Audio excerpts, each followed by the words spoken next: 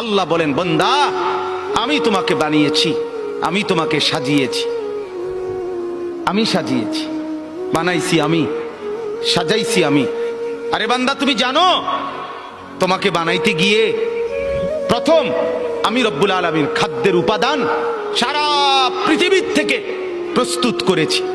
সেই খাদ্যের উপাদান বীর্যের ফোঁটা আকারে তোমার বাবার মধ্যে পৌঁছিয়েছি। সেই বীর্যের ফোঁটা নির্দিষ্ট একটা সময়ে তোমার মায়ের জরায়ুতে, রেহেমে আমি পৌঁছাইছি।